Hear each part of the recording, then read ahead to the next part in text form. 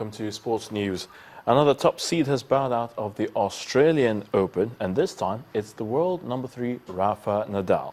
Nadal got knocked out of the tournament in the quarterfinal by Thomas Berdych in straight sets, 6-2, 6-love, 7-6, and ended a 17-match losing streak.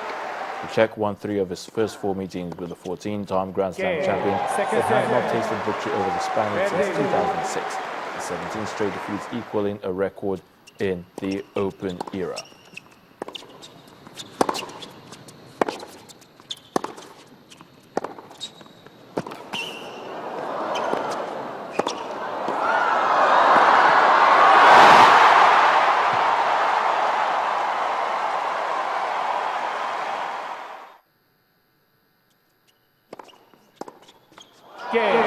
Second match.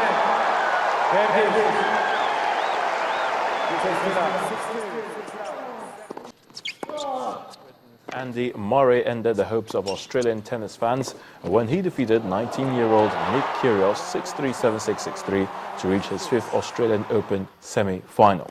The 19-year-old's quarter-final appearance at the season opening Grand Slam had created a media frenzy in Australia.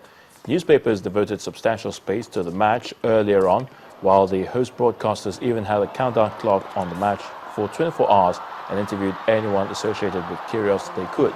Murray, however, refused to let the off-court hype distract him as he produced a clinical effort to take the Rod Laver Arena crowd out of the equation. He improved his record against the Australian opponents to 11 victories and set up a semi-final against the 7th seed Thomas Berdych.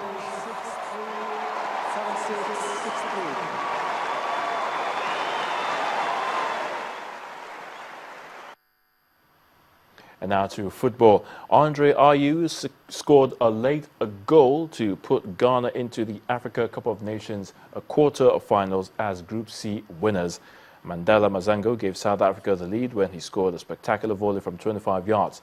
Substitute John Boy drove home an equalizer for Ghana before Ayew struck 10 minutes later.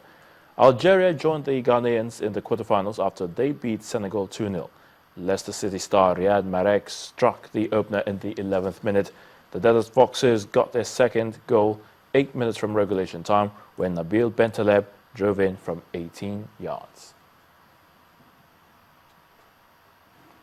And Europe's football governing body UEFA says it has no preferred candidates for the FIFA presidency.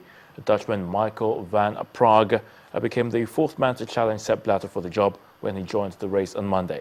A former FIFA Deputy Secretary General, Jerome Champagne, and Prince Ali bin Al Hussein of Jordan have already declared their intention to run and challenge incumbent Blatter at the May the 29th election in Zurich. And that's all the sports news. The news at 10 continues shortly.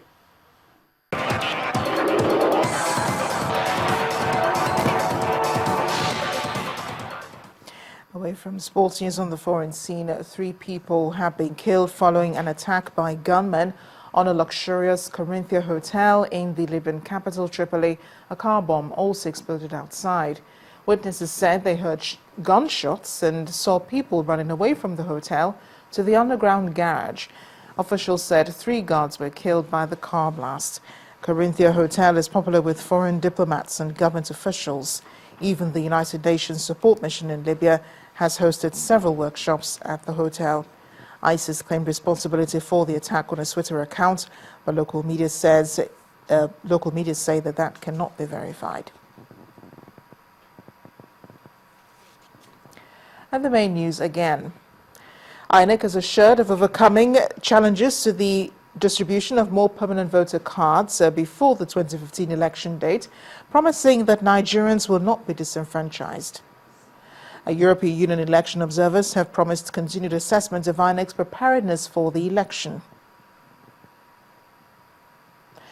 10 people have died following a fresh outbreak in Inoma village of Anambra State.